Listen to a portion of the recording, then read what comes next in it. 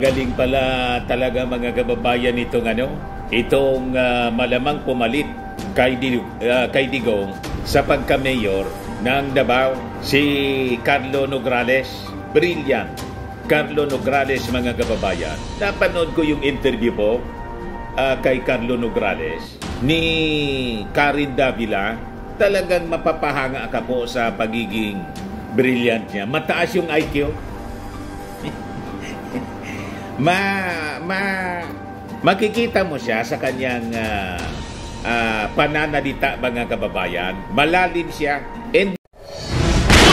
Nagpapagang mga balita at pagtalakay sa mga isyu na lipunan. Bulsa! Opinyon, banat at paglalantad sa katotohanan. Bulsa! What you see is what you get. You decide. Fine. Malinis siya magsalita po, mga kababayan. Wala kang marinig na masasamang salita. Parang yung ating Pangulong Bongbong Marcos. Talagang tama yung aking pananaw sa kanya. Napalaki ng magulang ng tama. Maganda yung breeding po. Valedictorian, graduate pong high school, valedictorian. Magaling na abogado. 3 beses na umupong congressman, anak ng speaker, Prospero Nograles, at napakanda yung Civil Service Commission matapos niyang hawakan mga kababayan. He is an accomplished man mga kababayan at age 48. Kaya malamang mga kababayan, tagilid dito si Digong. Unang-una bata pa. Bata and brilliant mga kababayan. Sabi niya dito sa sa balita ng Impact Leadership, ang mga taga-Dabawan niya, deserve ninyo ang choice. Makapili man lang kung sino ang gusto ninyo, hindi yung no choice na lang lagi. Davao and all Davaoeños deserve a chance to have real, meaningful, and lasting change. Sabi po ni Carlo Nograles. Pati po yung kanyang kapatid na lalabanan na po si Pulong sa 1st District ng Davao. Si Pulong absentee. Dapat nga po kung sa eskwelahan drop out na. Dapat siguro Congresswoman Migs, sa pagbabalik mo sa Congress, hindi na party list representative ng PBA, kundi 1st District Representative ng Davao. Siguro mag-introduce ka ng pagbabago dyan sa rules sa Congress na yung mga absentee, tulad sa eskwelahan po, kailangan drop out. Expel, i-drop na sa sa Congress. Sayang yung pasweldo. But before ko mga kababayan ibigay sa inyo yung full story ng mga balitang yan, click subscribe muna dito sa ating YouTube channel and hit the notification bell para lagi kayong updated sa mga kaganapan dito sa ating bansa. Like and share na rin po ninyo ng ating video.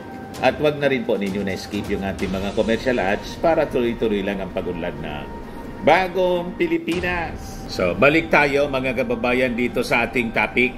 Napakatagal na rin yung mga Duterte dyan. More than 30 years. Narinig ko dun sa discussion, sa interview ni Karen Davila. Hanggang ngayon pala, backward pa dyan sa Davao. Yung operations ng City Hall mismo, manual pa rin. Yun ang gustong baguhin mga kababayan ni Carlo Nograles. Sabi ni Nograles po, yung ating mga kababayan niya deserves better services, public services, and improve access to essential needs such as healthcare, education, and job opportunities. Sabi po ni nasa digital age na tayo. Hanggang ngayon pala, hindi pa dyan computerized. Naunahan pa ng ibang mga lungsod sa ating bansa sa computerization ng lahat ng serbisyo po. At sa kanya yung pagbabaha, dati niya diyan sa Davao, alam mo lang kung anong kalye yung iiwasan mo kasi alam mo na binabaha. Pero anya ngayon, mabibigla ka niya, aros lahat ng kalsada binabaha.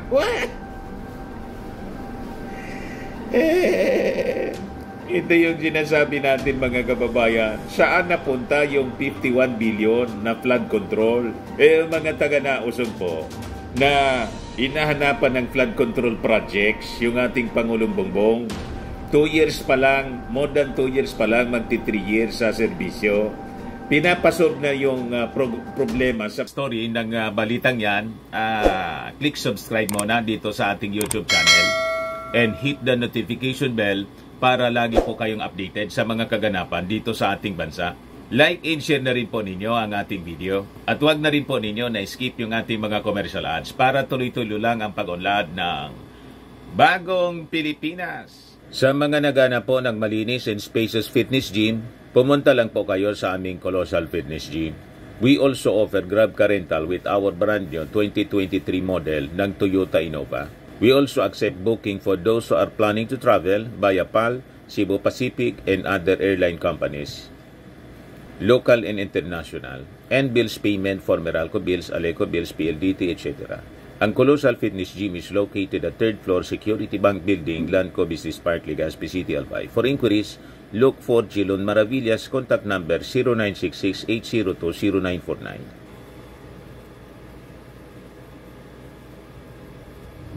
Yan po yung aming Innova.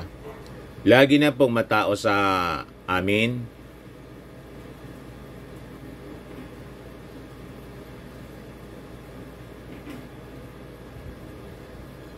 Yan po mga bagong clients namin. Napakaganda at colorful at napakalinis ng aming gym po.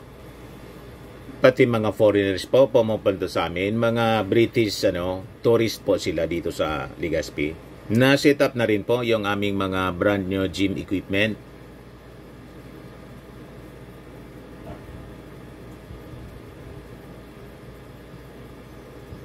May treadmill na rin po kami. Ito naman po yung bago naming product na binibenta online. Eye Glow Serum, whitening po siya. Tingnan ninyo yung epekto sa aking anak na architect before and now. Yung mga inquiries po ninyo, dumiretso na lang kayo sa kanyang Facebook account, Riz Maravillas. Ito naman po, Firmax Firming and Lifting Cream, pinapahid po sa mga pulses and affected area. Mainam po sa paninigas ng mga kaso-kasuan. Ito naman po, Automax Radiant Serum. Sa mukha naman yung application, anti-aging po siya. You will look 10 years younger than your age. Sa mga cancer patients naman po, baka lang gusto ninyo itong itry. Nengsa Red Mix Fruit Drink. Hindi mo po siya gamot, food supplement siya. Kaya lang, gawa siya mga kababayan sa goji berry. Yung goji berry may anti-cancer properties. O ngayon, yung mga inquiries ninyo, dumiretso na lang kayo sa aming messenger sa Facebook para masagot namin agad. Ayos pa? Ayos na ayosan niya, Mr. Maravilla. Pag babaha sa Metro Manila, si Digo nga po, 6 years na naging Pangulo. Hindi na-solve sa 6 years, yung pagbaba sa Metro Manila ni Digong, inanapan ninyo ng master plan, inanapan ninyo ng solusyon. Magti 3 years pa lang yung ating Pangulo, si Digong, dyan sa sa Davao, more than 30 years na kayo dyan, ang mga Duterte. At may yung panahon ni Digong, 51 billion yung pork barrel ni Pulong. Saan dinala? You see? Kaya pati si Pulong dapat mapalitan na yan ni Migs. Dapat yung nagtatrabaho, hindi absentee. Sabi dito, a chance to choose their leader. House Assistant Majority Leader, PBA Party List, Representative Migs Nograles officially filed her certificate of candidacy. Pagka Congresswoman challenging incumbent Representative Pulong Duterte. So sa kanyang Facebook post, Nograles highlighted her lifelong dedication to public service. Sabi niya sa kanyang post, mga kababayan, sugod bata pa ako, simula ang ibig sabihin, public service was already instilled in my heart. Always knew that this is what I want to do. Ang mo serbisyo sa katawan, sa mga tao, katauhan. Karong adlaw, we start a new journey. Atong ipadayon ang mga maayong nabuhat o bagohon ang dapat tarungon. Ang pagrespeto sa tanan, magpabilin apan ako nagatoo mga mas maayo hatagan nato ang katawan sa Distrito 1 o higayon nga mapili sa isang leader. Mga Davaoeños ay commit na ako mamahimong isip iyong First District Representative pohon. Ibubuhos ko ang buong puso ko dito. Hinaot unta nga inyo kung tagaan og chance o tawanan, bigyan ng chance daw nga mapadayon sa serbisyo. Dagang salamat og amping kanunay.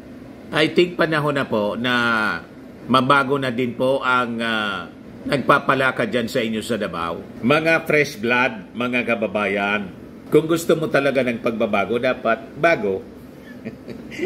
Hindi yung luma.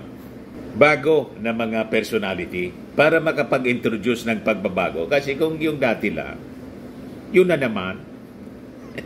Kaya nga, pati sa Senado po, kailangan pili na rin tayo. Huwag na yung pabalik-balik na lang po dyan sa Senado. Kaya nga, number 1 ko po, bagong pangalan, Abalos. Wala pa man na Abalos, Binor Abalos. Wala pa man pong Binor Abalos or Abalos na family name na naupo sa Senado. First time, pag nanalo si Binor Abalos. Tapos, Mark Gamboa. Dalawa pa lang yung napipili ko. Yung mga artista, palitan na po ninyo. Pabalik-balik na lang, mga kababayan, yung mga artista dyan. Nasobrahan na po. Overpopulated yung Senado ng mga celebrities. Pili na kayo ng ibang pangalan. Ito yung interview, mga kababayan, sa ANC Digital kay Davao City Mayoral Aspirant Carlo Nograles ni Karen Davila. Pakinggan po natin yung portion ng interview. Ito po. Carlo Nograles. I can't call you secretary anymore, but what do you want me to call you, sir? Carlo. Carlo lang anya. So let me call you Carlo. This is one of the David and Goliath races in the 2025 David and Goliath, pero panalo si David, di ba? You still had 5 more terms, 5 more years to your stint as the chairperson of the Civil Service Commission. Why did you resign? Why did you risk it all?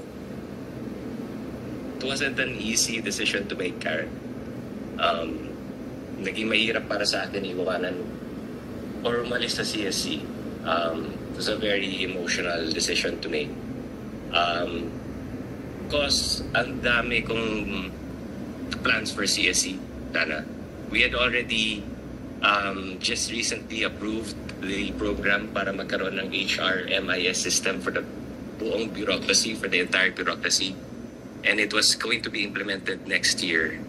But I'm confident that as I leave the CSC, with that program in place, it will really bring the CSC to greater heights. And I hope that the next chairperson, whoever he or she may be, will continue this program because it's really a game changer for the bureaucracy, for the entire bureaucracy, not just the CSC. So naging mahirap to make this decision, but ang dami kasing humihila talaga sa akin pauwi to Davao City. And it's really about giving the people of Davao a choice. Because ang dami ng election na dumaan na wala pong choice sa Davao.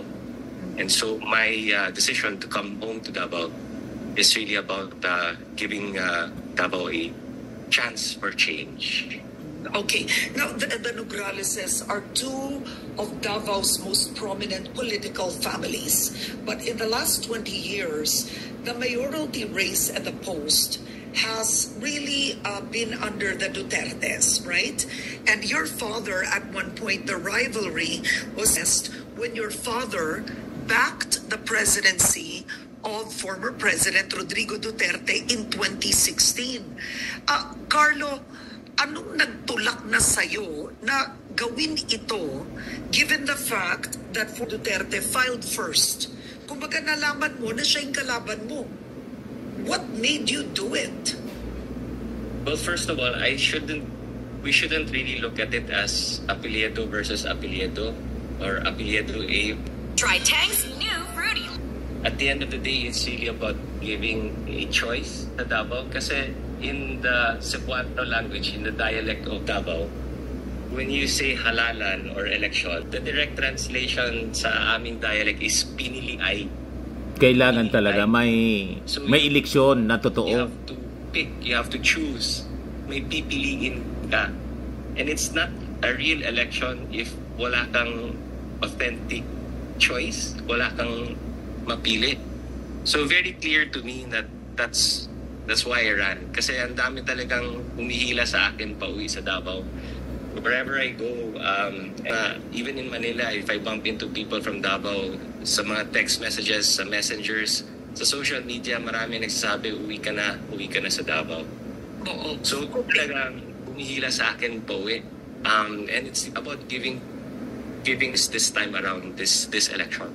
Okay, but why now, Carlo? But, Why now? sorry. Why now? Bakit hindi mo to ginawa noon? We're a representative. That's true. I could have waited. My term sa civil service is 2029. I would have ended in February of 2029. And along with that is a lifetime pension. But why now?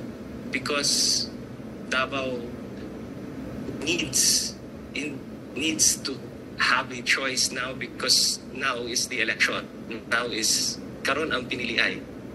Now ang election, and it's about giving a choice to Davao and a chance for change. And there's so many things that can be improved in Davao City na hindi rin pwedeng makapaghintay. Like for instance, the flooding in Davao. Ayan, Noon, baha. sa Davao, anong mga kalsada mo eh. Dahil pag bumuhos ng ulan, alam mo, iwasan mo Hindi tong na-solve kalsada ni to, Digong iwasan mo tong kalsada to, at ni dahil Baste mabaha dyan. sa tagal nila sa Davao. Pag ulan, wherever you go, baha eh. Bilyon-bilyon yung And budget there's po. an answer to there's a solution. The JICA master plan gives us the solution. The problem is, under the JICA master plan, you need 20 billion pesos for the short term and another 60 billion pesos in the long term to fix the flooding problem. And over and above that, Davao City has to shell out 8 billion pesos in the short term to fix mga drainage and improve our Kita drainage ninyo, system. And another laki 8 pala billion yung pesos problema in the dyan long sa term. Davao. Hindi mo pwedeng sabihin saka na sa after 2029 yun yung term ko eh. And I've been trying to say that sa lahat ng mga tao na humihila sa akin po, I say hanggang 2029 pa ang term ko sa CSC. But they always say hindi kami makapaghintay. Can you come home now? Okay, so ang tanong ko, sinasabi mo ba, Carnaan, ng mga Duterte, itong problema ng pagbaha sa Davao kaya lumala? Because when you think about it, the Rodrigo Duterte was a former president. He had all the power, influence. He controlled the coffers. He could have done it. Napabayaan ba yun? I really can't speak to that. But what I do know is there are funds in Davao City. You have the local Ayaw niyang development manira. fund. And you have the local disaster risk Pero alam reduction na, fund over and above. Ibig sabihin, hindi man niya nasolusyonan, infrastructure fund hindi niya ginawa. that Davao City has. And I don't know why it's not Diba? being maximized. I don't know why it's not being utilized. And kulang siguro yung mabilis na paggamit yan. Then over above that, there's also the special education fund. Kasi apart from the flooding, there's also a classroom shortage in Davao City. But we have the special Classroom education shortage, fund. And that's naging yearly, DepEd and Secretary pa si that's something that can be Inday. used and maximized. But Hindi I man don't nagtrabaho understand ko. why the special education fund Nagmaayos. is not being maximized to build more classrooms and to provide for the needs ng mga school children here in Davao City. So that's also another problem that I think can be fixed. It's a fixable problem. There's a solution to that. Okay, so ang mayor ng Davao, bago itong pagbabalik ni Rodrigo Duterte, ay ang anak niyang si Baste Duterte.